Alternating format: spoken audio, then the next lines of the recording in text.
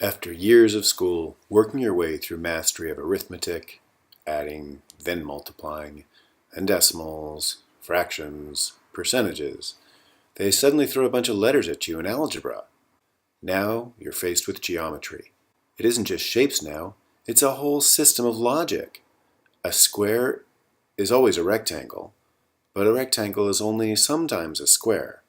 Sometimes rhombuses are rectangles, but only if they're squares. This video will teach you the skills necessary to succeed in geometry.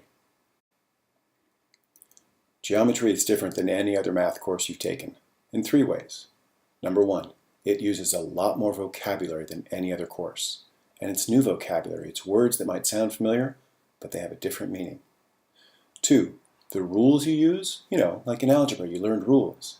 Well, these rules are different, and they have different names, and they use this new vocabulary, and sometimes it's hard to even figure out what's being asked of you.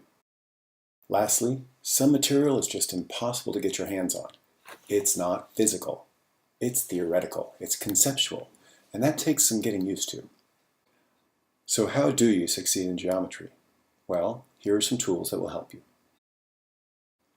Number 1, focus on mastery. When you're listening in class, listen to understand, not just to get through it. When you're doing homework, don't think about finishing the homework. Think about using it as a genuine tool to gauge your understanding. Do you need to do more problems?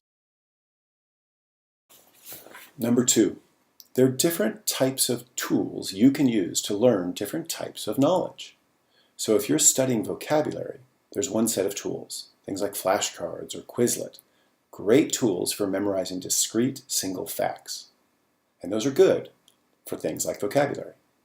But if you're trying to learn a process, like how to find the missing side of a triangle or find an angle measure or determine how many sides a polygon has, you just have to practice.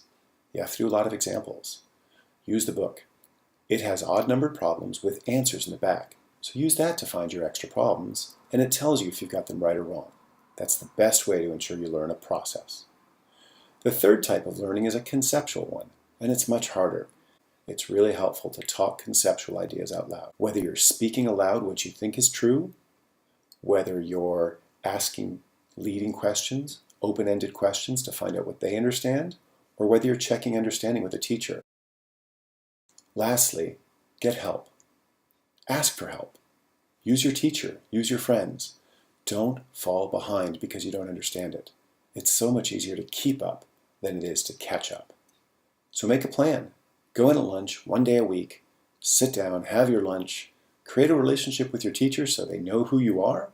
And if you have questions, you can ask them, and it becomes less intimidating.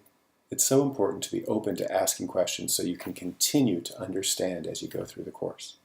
The minute you fall behind, the next topic gets harder too. But using these 3 simple ideas, 1, focus on mastery. 2, use the appropriate tool for the appropriate learning. 3, get help when you need it. You too can succeed at geometry.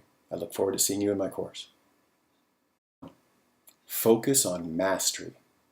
Now I know what you've always done in the past. No, I don't. So how do you succeed in